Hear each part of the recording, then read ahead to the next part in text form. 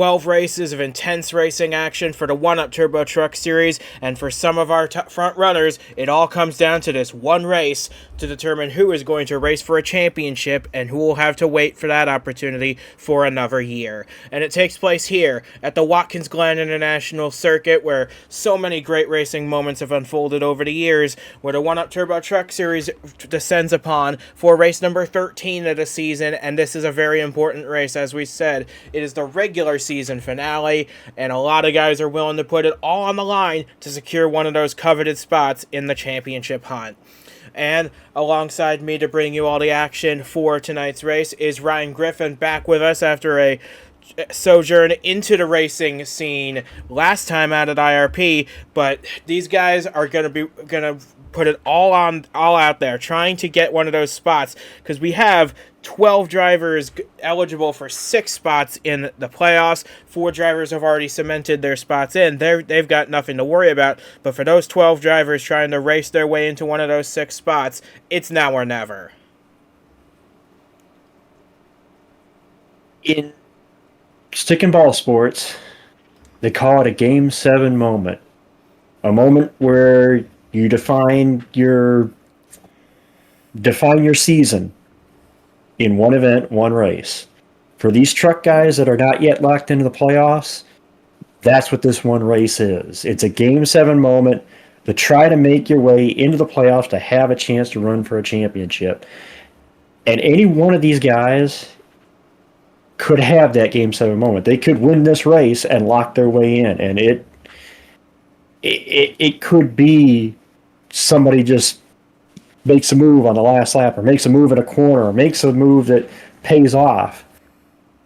That's what today is going to be all about, and these guys are going to race hard. I mean, they race hard week in, week out, but now realizing that this is one race, one chance to go run for a championship. It's going to be fun to see what these guys do tonight, and I know racing last week, it was so fun racing these guys last week, although didn't end the way I wanted it to last week, but it was fun getting to race these guys, and I know that everybody's going to be giving it their all. And for it to be here, honestly, and I don't say this about a lot of road courses, this track is probably the most fun to watch races here, and I can't wait to see what happens today. I'm amped. Let's do this. But we got to look at those points, because they are oh so critical, especially now with only one race remaining to make the championship hunt. And our focus is on a couple of guys in particular, because as you look at these points real quick, David Wells plus 50, he's pretty much a lock to make the postseason. He just has to finish pretty well and hope to avoid disaster. Francois Chastain plus 38, likewise. He just has to have a solid day, no mistakes. Then it starts to get a little more complicated. John McFadden, Santi Messi, plus 19, plus 13 on the cut line. Little more precarious. And then you go back to these three. These 3 guys that I'm going to have my eye on all day long. Blaine Saylor, plus 4. Rhodes Gray, plus 2. Justin Witmer, minus 2. Those 3 are all separated by just 6 points. And I have a big feeling that one of them's going to have their heart broken tonight. I have a feeling about that. The question is, who's going to outperform the others when it matters most? And that's the thing. These guys that are so close, it may be one position or 2 positions that makes all the difference. And we've seen this year, guys that looked like they were in for a great finish lose a couple positions near the end. Or guys that looked like, hey, they're not going to be there at the end. By the end of the race, there they are. It could be 1 or 2 positions that gets one of these guys in versus one of these guys out. It's going to be very interesting to watch. We're going to try to focus on these guys all night as we can, but man, it's you're not going to want to turn away watching what happens today. Absolutely not. This is going to be a thrill ride from start to finish, and for a lot of these guys, it'll be some hold-your-breath racing action you just don't get anywhere else. All this talk about the points championship, and we've neglected to mention our pole sitter, and it's becoming less and less of a surprise at this point. Whenever Jake McMillen enters a Turbo Truck Series race at Watkins Glen, he wins. He has never lost a race in this series here at Watkins Glen, and he is looking to maintain that perfect record. However, alongside him, one of the guys on the bubble we just talked about, Blaine Saylor, and we know how close he's come to wins and how desperate he's going to want to be to get this one now. 23 laps to settle it all here at Watkins Glen. It is Jake McMillen on pole position, Blaine Saylor to his outside. How much risk is that 08 willing to take in this race? We're about to find out as the green flag gets flown, and we are underway at Watkins Glen. Looks like the second row didn't get as good of a start as the front row did. McMillen's going to lead the charge down into turn one. Looks pretty orderly for the first half of the field. And nobody really thought about ducking 3 wide there into turn one yet, so everybody's single file as they come to the S's. McMillen now ahead of Saylor by pretty much a truck length, and back behind them the battle is for third as the 66 is going to take it from McFadden. Sorry, I got the two confused. McFadden into fourth now, as they're side by side basically for fifth on back. Meanwhile, Saylor trying to see if he can take advantage of McMillen into the bus stop. He's going to get alongside. I don't know if he's going to be able to complete the pass. Yeah, it's not often you get an advantage on Jake McMillen at Watkins Glen in a truck race especially. But Blaine Saylor is getting his elbows out early. He wants to lead this race, pick up a bonus point for his troubles to give himself better odds at making this championship hunt. Now Villalobos going to try and sneak underneath the 08 as well to try and take second away and join his teammate at the front of the field. Remember, that's 66. He's already locked up a spot in the playoffs. He's locked up the regular season championship. He just wants to win this race to add 5 more bonus points to his tally. Now you see, I think that might have been, you kind of hit the nail on the head. I think that might have been why Blaine, granted, I think he might have had just a good start, but I think that might have been why he tried to take advantage, because he knows if he could lead that lap, that's an extra 5 points. That would give him a little more of a cushion. So he was trying to take advantage of the opportunity he was in, because it looks like we got one on our pace. Yeah, that was the 16 of Lee Muse. He had a little spin coming out of turn one on the opening lap, it looks like. That's why he is a little ways behind, but it looks like he's able to get back up to speed pretty easily as the field blasts its way down the back straightaway into the inner loop, and the field pretty much single file for the top half of the field as McMillen's starting to stretch his legs out front a little bit. He's got a bit of a gap now between himself and the 08.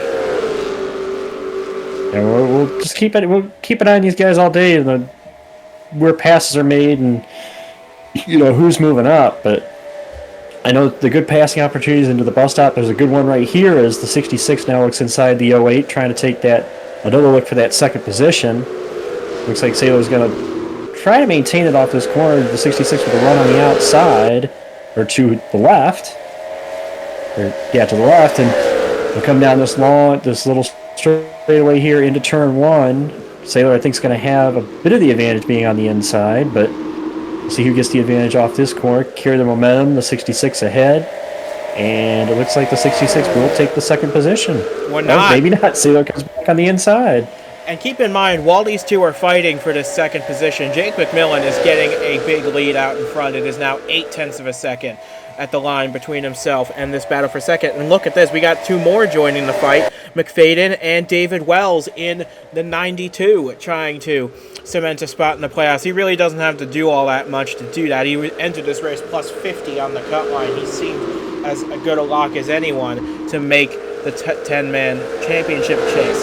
But McMillen, he's just getting a big lead out in front. His fastest lap of the race, a full half a second faster than anyone else's. That is not what you want to see, especially considering how good he is at this track in this series. Absolutely. There's some guys just seem to fit certain racetracks and in certain cars, and McMillen's definitely got something going here, whatever it is, whether it's setup, whether it's his driving style in this track, or whatever it is, it seems to be working. And the old saying, if it ain't broke, don't fix it. And clearly it's working so far here early as the battle continues again. Basically, it's a 4-truck battle now, as you said, as Wells and McMillen have joined this, or Wells and McFadden have joined this fight. And actually, Wells had a look on McFadden, but McFadden able to pull ahead and maintain that third position, although McFadden all over the back bumper of the 66. As they'll come into the bus stop. Now, this bus stop is a good passing opportunity. If you can get to the inside, maybe outbrake the guy getting into the bus stop, you might be able to pull the spot as you come out of it. But we'll see as we highlight a few more guys in the field right now. Yeah, there's Nikki Martinez in this 42 truck, making her first start for her own team in the truck series. Started in 10th position, gained 1 spot since then, or has lost that spot since then. She's now running in 10th place as Darren Mills in this 13. He is a guy who, no matter what we do, we talk about, no matter what track we're at, he always seems to impress. He's boosted this 13 team so much ever since he took over this ride at Springfield, and I gotta wish the best of luck to all those guys down there in the modifieds when he joins them next year, because he is going to be one to watch as we look and see Henry Thomas in the 15 under pressure from Cameron Brennan taking over to 61 this week. Already, that's the neat thing about this track is you get battles all over the place, and you just got to keep your eye on where they're battling at, and you probably find one. And different guys all over the place, and you get different names in the top 10 that we don't normally see usually in the top 10. And man, this fight, basically, I think, well, look at this. They've actually closed up to McFadden, or to McMillen. Sorry, I keep saying McFadden is one of the ones that have caught McMillen, but man, McMillen had a lead. I don't know what happened there. It's like the top 5 suddenly accordioned back together again, and they actually put a little gap to themselves in the 19 there in 6th place. Yeah, that 19 being Braden Varga. This is his last start of the season. Of course, this is the regular season finale. Last chance for Upper Series drivers to take on this series. That's why you see so many of them in the field. But here's a guy we're going to be talking about a lot today, and it's Rhodes Gray in this 10 truck. 2 wins on the season. He started this race in 11th position. That's pretty much where he's running right now. If he can just finish there, he's there or thereabouts, he's going to have a really good chance at making this top 10. Yeah, I mean, that's what you have to do. If you're Gray, you just have to, considering where Gray started in this race, it's like you just got to keep picking up positions. Pick up one at a time, start building up as you go. And I guarantee you they're probably on the radio and letting them know, okay, the 08 is running second. They're letting them know where everybody else is, too. So yeah, there he is, hounding the back of McMillen. And the one thing they're just Grace. I mean, Rhodes Gray's team is just letting them know where everybody is, and letting them know where he is in relation to those guys, while also just trying to keep them calm. Tell them, hey, it's still early. Just keep picking up spots. You're doing well. And meanwhile, Saylor. Yeah, he's not shy about making moves, trying to get this lead away from Jake McMillen, who's led every lap so far. He's under increasing pressure from this 08, and I am been so impressed with Blaine Saylor and how he has handled his first season in a top-tier ride. He has done so well this season, and he's about to try and take the lead from the Watkins Glen master himself, McMillen. But going back to what we were saying about Rhodes Gray, he's in a great position because he's just moved up into 10th place. And that's especially good when you consider the main guy he has to beat today, Justin Witmer, all the way down in 23rd. Yeah, and I said it a couple times this season. I think this 08 team is very capable of winning a race. It's just a matter of when. And I couldn't think of a more convenient time to win a race than the regular season finale when you're battling to make that championship chase. So. And not only that, he's doing it against a guy who knows how to get around this racetrack in this very vehicle. So how's that for brownie points if you could beat the guy that's been so good here in this series?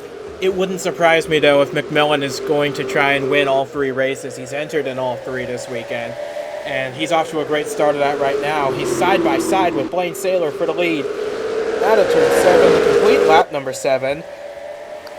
We'll see who gets the advantage at the line. I think McMillen will lead the lap, but this is as close as we have seen Blaine Saylor all day long. But I think Villalobos, he's had enough sticking behind the 08. He wants to make a move, and he wants to join his teammate at the head of the line. I am just... You see, I think almost the mindset of this 08 team when they came into the day, they knew where they were in the cut line. And I think after they saw where they qualified, they made the game plan of we're just going to attack and try to go for the lead. And I mean, hey, you don't have to worry about your competition if you're ahead of your competition. So I almost seems like to me that was their game plan right from the get-go when they realized. I mean, we saw it right from the drop of the green flag and how he tried to take the fight to McMillen. So I know Jake McMillen has the reputation here, but he may have his hands full with his '08 truck today. Absolutely, and he's going to have a lot more. And look at that. Saylor pulls out again to try and make a move into turn 6. Nothing doing there. But David Wells getting his elbows out, trying to find a way past Villalobos up in the 3rd spot. As we've got pretty much the entire, top 8 trucks in this race all converging into one big pack here. And it wouldn't surprise me to see the likes of Henry Thomas, Rhodes Gray, 9th and 10th. Wouldn't surprise me to see them charge their way up into this battle as well. They're pretty much already there. This is amazing to watch. It's like the entire top 10 is accordion back together. We said earlier that it looked like McMillen had the advantage he had. Then all of a sudden this advantage kind of went away, and this entire, basically even past 10th place, it seems like it's all accordion back together again. And man, it's just been a thrill to kind of watch some dice here. As see Rosegray back there continuing to move his way up. Yeah, and so far, at least those two, Gray and Saylor, doing. I mean, they came in here just barely above the cut line, but so far they're doing what they have to do, especially with Witmer not running where he's supposed to be running right now. And here's a guy making his 1UP Turbo Truck Series debut, and in fact his 1UP debut of any kind. We've seen him in the booth a couple times for the Superstar Series, but Jesse Turner jumping behind the wheel of the Great Lakes Motorsports number 17. This is the same truck you were at IRP, and he's holding his own pretty well. He started this race in 19th. He's gained a couple spots since the opening jump. As we look a little further back, we see Justin Witmer. This is not the run this 91 team was hoping for. They entered this race only 2 points out. As they run right now, he would not repeat and make the playoffs again. Yeah, they need to.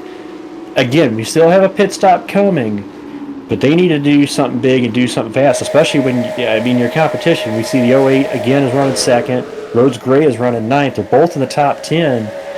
I mean, it's going to take something to try to leapfrog into this top 10 and leapfrog at least one of these guys, which is what Witmer has to do. He has to leapfrog one of these guys if he's going to gain the points to try to get back into the top 10 of the standings by the end of the race. And to go back and make a point with the 17, Turner was just, I've seen him in other racing series. It was like, hey, let's give him a shot, give him an opportunity to put him in a truck and see what he can do. And it was not exactly the ending we wanted last week for the trucks, or last race out for the truck's debut, but I mean, Turner giving it a decent run today. They started 19th and got a couple spots so far and getting some experience under his belt. He'll be in that truck 4 more times this season before tackling the entire campaign in 2026. Looking forward to seeing how that goes for him. But back at the front of the field, we're about to complete lap number 10. Jake McMillen has led every lap so far, but he has not had an easy time of it because look at this. Blaine Saylor and Paul Villalobos battling very hard behind him. This 66, like I said earlier, he does not care about points anymore. He has locked up the regular season championship and all the bonus points to go with it. He has locked up a spot in the playoffs by himself. All he wants to do now is to win this race, get 5 more bonus points from that win, and go into these playoffs as the high odds-on championship favorite. Well, I think it's a little more than even that.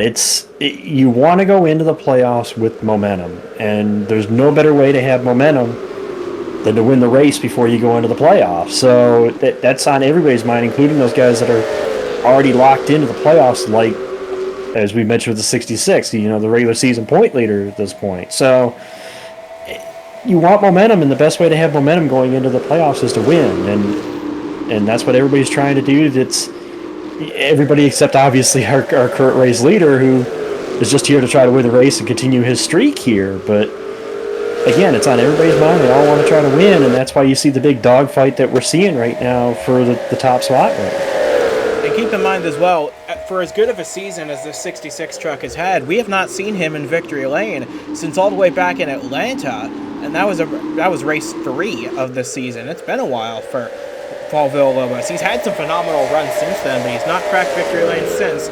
As we look a little further back, Rhodes Gray is tacked onto the back of this train, and he's about to try and make a move on Cameron Brennan, 48th position. And this would be a very big deal since it is not that easy to make a pass on Cameron Brennan on a road course, no matter what series you're in. Well, it goes back to what we were saying with where Whitmore was running. You look at the Saylor and now Gray trying to tack into the top 8. So yeah, it's looking more and more like these two guys are setting themselves up in a position to lock their places by the end of this race. I mean, we still got a little less than half this race to go. We just kind of basically reached the halfway point. So not too much longer, we'll be able to see the writing on the wall, so to say, is who's going to make it and who isn't. So we'll find out in about 11 laps. And one thing I do want to make note of, as David Wells actually completes the pass on Blaine Saylor to move up into second place. This is a great run for the 92 team. I keep seeing that yellow truck back there of Darren Mills, and we talked about him earlier in this race. He is, like I said, he's improved Express Motorsports so much since he got here, and he's right on the back of his championship contending teammate, John McFadden. Mills started this race down in 12th place. He's already picked off half the guys who started ahead of him. So this 13 is just on rails. No matter what track we go to, he always seems to shine. I might think he doesn't even need to go down to the modifieds. If he can find a good truck ride, he'd be just as scary in that. And I'll place bets that there are truck owners that are watching this. There are truck owners that are watching these runs that he's having, and they're looking at him. It's hard to ignore with every race he's been in, aside from even his debut, and even his debut was sensational until they unfortunately were caught up in somebody else's deal. But every race he keeps improving, and that's what you want to see as a team owner. You want to see your team and your guys improving tremendously, and he has definitely made a big role in turning around that 13 team. And I guarantee you, if the right team owner picks him up, we may be talking about him competing for more than just race wins, competing possibly even for the championship at some point. We'll find out once this season wraps up and we get underway at Daytona next time in 2026. But we got 10 laps to go now. McMillen has led comfortably, well, somewhat comfortably, since the drop of the first flag. And we're looking a little further back. I expected a little more out of DJ Curtis this race, I'm not going to lie. He started this race in 13th. He's kind of pretty much stayed there most of the day. Francois Chastain doing what he needs to do, just having a solid top 20 outing in one. And they're both behind Vince Freeze, who had his career best start in the trucks today. Kind of fallen a few spots since then. He's down in 12th now. But you know what? That's a lot better than he's had in the first few races he's done. But we're quickly approaching that time of the race where we would expect to see pit stops. And sure enough, here we go. McMillen and Saylor blink first. You see, this is where we're going to see, too, because this is the chance for these teams, if their truck's not working right, this is where you're going to start to see the adjustments being made. So who can also adjust their truck and you make themselves better for this run to the end. So yeah, I see Lee Muse, he's coming to pit road. The 16's on his way to pit road. He had some damage early on, but the only other truck besides those three on pit road is the 93 of Jeremy Frey, and this is a very interesting call from the Smith Racing Enterprises team for Jeremy Frey, because he was the last guy that could race his way into the playoffs here. He was 48 points out, so the odds are very much stacked against him. But he wasn't going to win the race. Went back where he was. He might as well go for broke and try and pick up a few more places. Yeah, try. Well, when you're in that situation, it's like you got to try something different. Try a strategy. Try anything other than what the leader does. Unfortunately, at the time, they pitted at the same time as the actual leader. But you try something off kilter, something different from what the actual leader is doing, because you can't beat the leader if all you're doing is following him. So that's the whole purpose of doing the alternate strategy. Is we get some more takers here. Wells is going to come. Yeah, it looks like everybody's coming this time. Looks like, pretty much the rest of the field.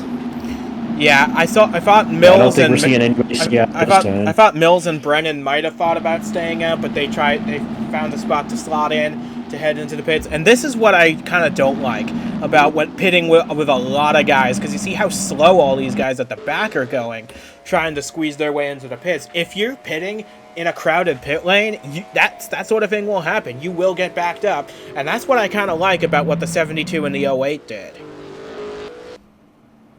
And you see, that's where I give credit to those teams that pitted their guys when they did, because you're trying to take advantage of a clean pit road. And we'll see how this works out for the ones in this other group versus McMillen and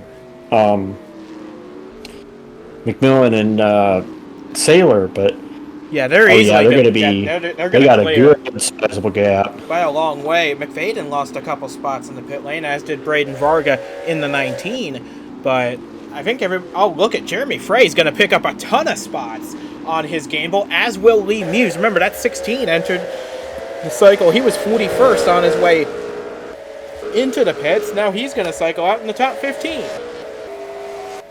And again, it's just as we were just talking about, sometimes having a clean, sometimes it's not so much when you pit, it's just about, is pit road clean when you enter it? And clearly we saw, you just saw there the advantage you can have by getting on off pit road with basically having to not worry about traffic. And I'll tell you what though, the one who really made a leap on that round of stops is, again, we mentioned him as far as picking up spots on the racetrack, but that 13 I think is going to be right around the top 5 or so. I think he might be 6 once it cycles around, but I think he might be at least 5th. He might have just been in the same spot, but it almost looked like it, because I thought he gained a lot there of time there on pit road, but well, we'll find out. Yeah, he is in 5th place now that the cycle is short. Yeah, he did gain a spot then. So yeah, he jumped his teammate, the 98. Yep. So it's like it's not only the driver that's getting the job done, the pit crew got the job done as well. And an excellent strategy call from Frey and Muse as well. They jumped up to 12th and 15th when neither of those two were in the top 25 when the cycle started. Excellent call from those guys. Might not be a race-winning call. For Frey, it might not be a championship-deciding call, but it's enough to get them a bunch of spots, and I commend them for that at least. But it's notable either way because, again, it shuffles the order sometimes, and especially when every point seems to matter here for guys that are on the, near the cut line, on the cut line. A game like that could be big in the ultimate run of things. Even if you're not one actually competing to try to make the championship, just a spot or two in points, it could make a difference in sometimes. And, absolutely. That's why it's worth it to try something like that, because if it works out, it could pay dividends for you. Yeah. Meanwhile, at the front, McMillen is pretty much, I think, on overdrive at this point. He's about 3 seconds up the road on Saylor. Saylor, to his credit, though, they're doing exactly what they need to do to try to get their position to make this playoffs. And I tell you what, a second may not be what you want as a race car driver. Obviously, you always want to win. But at this point, this team where they're running, I bet you they'll take that second. Oh, I absolutely will, because it'll guarantee them a shot at the championship is what that'll do. As a couple of guys have closed in on that fastest lap point, McMillen still has it, but look at Darren Mills. He's making a move now on Villalobos, trying to get that 4 spot away. This 13 has been flying ever since the drop of the first flag, and he is going places, for sure, in that Dollar General Mercedes. But at the front of the field, it continues to be a 3-second margin between those guys. As we're looking through the field, I think we might have had a retirement or so, because I'm noticing the lights flashing. Not for a caution, but for a car pulling into the pit lane out of the race. I'm curious where that's possibly coming from. We're not seeing anybody on our timing map. We're looking. Oh, and it's Rhodes Gray! Rhodes Gray from 9th on the track with an engine failure on that 10. He's going to be out of the race, and with that, his championship just went down the drain as well. And somewhere, the 91 pit crew just had an absolute, well, not total sigh of relief, but that's one of their big challengers now out of this event. Yeah, that's all we needed. That's all Witmer needed. It was for one of them to fall out. Now he can finish right where he is and still make the top 10. But that is an absolute heartbreak for Rhodes Gray. 2 wins on the season. Crossroads Racing had such an improved program this year. They were doing so well. They were hanging on. They were doing so well. They were running top 10 in this race. And now it's all over. But again, I said it before, these races, you can do everything right. You can do everything right. You can have everything exactly where you want it.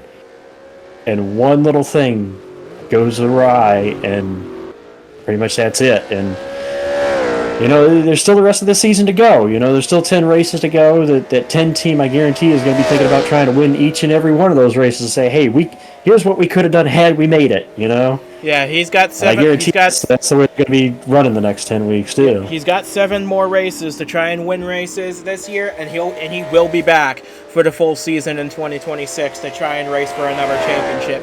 You just got to feel, though, for Rhodes Gray. He had such a phenomenal Nashville weekend back when that happened. He finished second in one race, came all the way back to win the second. His other win came at Springfield. He was doing such a good job this year. And his championship, just like his engine, goes up in smoke. But we now have 4 laps to go in this race. McMillen's extended his lead to 3.6 seconds.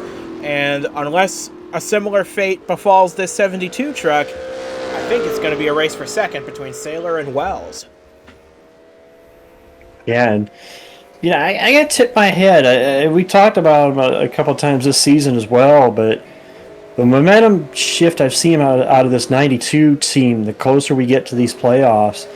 I mean, at the start of the year, we were talking, it's probably going to be the 66 versus Curtis, and it's Curtis in the 22 that's going to be the FPM truck we got to watch.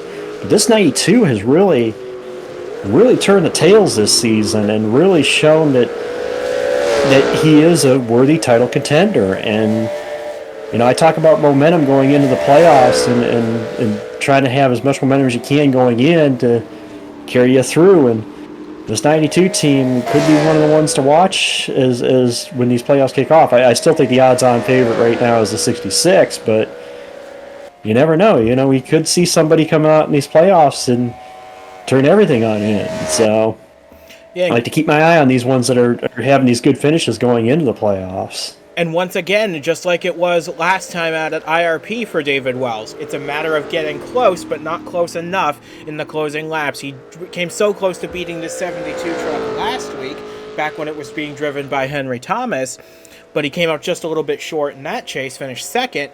Now, fears the same story again. He's closing in on Blaine Saylor, but he's going to run out of laps. We're coming to 2 laps to go, and he is still 5.5 seconds off. But still, again, the 92 team, as I mentioned, with the 08 team running second, granted we're in a little we're in a little more nail-biting point situation than 92, but still, a third place finish is nothing to scoff at. It's a top 5 finish, especially going into the playoffs to carry momentum. It's nothing to scoff at. Although I can understand probably Wells has a little frustration. I was like, damn, I just missed out to the 72 last week, and now you're going to miss out to him again? With 2 different drivers, too. with 2 different drivers, too. But that's where you got to take it back to the team and say, hey, we got to do so. Let's see what else we can do to try to get this 72 team. Let's be the ones to frustrate the 72 team instead of us being frustrated by the 72 team. And before we forget, I want to give one last shout to this 93 team. They were nowhere at the start of this race. Started all the way back in 25th. Played the strategy to perfection. They're running just outside the top 10 and 11th. We're coming to the white flag right here. Probably won't be enough to make the championship hunt, but a very strong run from a team that really needed one. Hey, it's like I said, you take a shot in the dark. If you do anything, well, it's funny because they did the exact same thing that the leaders at the time did, but it paid off for them because they were the only ones that were on, so it worked out in the end for them. And as we take the white flag right here to start the final lap at Watkins Glen, Jake McMillen looks like he's going to cruise to another win on the trucks at this track. But the battle is going to be for second place because Saylor has fallen off in recent laps, while this 92, on 1 lap fresher tires, has been on the charge. He's closed the gap down to about 6/7 tenths of a second, and this is going to be a dogfight to the checkered flag. Now, I'd have to ask, because I don't recall myself, how many would this be for McMillen here? This would be his third if he were to hang on here. To do a hat trick at a track that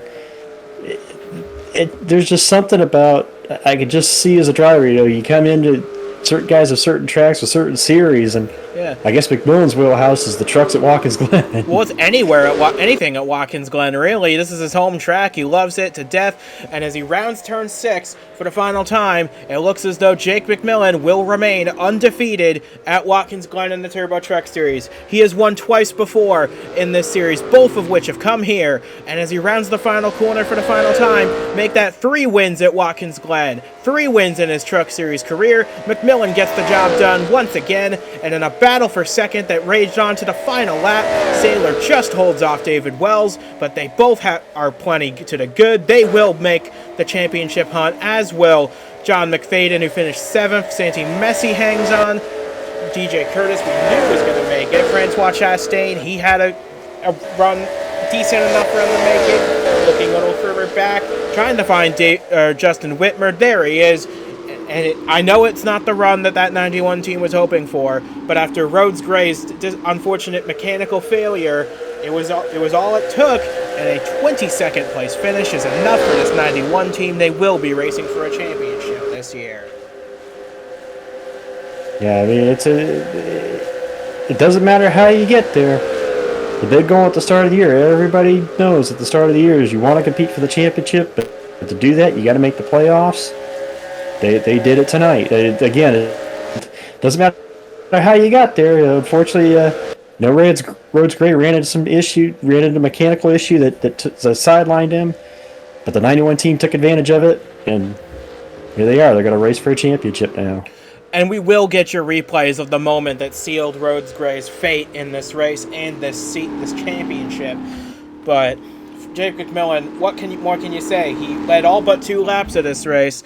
One of his more dominant performances, and he triples up here at Watkins Glen, and another truck win. What more can you say? I mean, you saw it right here. Rhodes Gray, he was running in 9th place, just ahead of Santi Messi. Powers out of turn 1 on about lap 17 of this race, and going through the S's. I mean, yeah, there it goes. Yeah, it looks like maybe just shifting up, going through the S's, and let go on him. And you really hate to see this, because like we said, he was one of only a handful of drivers this season to win 2 races. He was doing everything right today, running in the top 10. He wasn't going to be a race-winning day, but it was going to be just enough to make the 10-man championship chase, and it's all over for him. Yeah, and I almost see, you can almost see the shot there where you got a little close to the inside. You can see him banging on the dash like he knew he had his opportunity in front of him. Yep. And unfortunately, they'll have to wait till next year to run for a championship. But that'll do it for us from Watkins Glen and from this regular season. From Ryan Griffin and from myself as well. Thanks for joining us for this incredible regular season finale at Watkins Glen. We'll see you again in a couple weeks at Darlington Raceway for Throwback Weekend, first of all. And second of all, to get these great playoffs started, we still got 10 trucks in the running for a championship. And if it was anything like this race, oh boy, expect that 66 to be a challenger, expect David Wells, DJ Curtis, you can't count him out. Who knows who will be hosting the championship trophy at the end of this one? You'll have to tune in till the end to find out.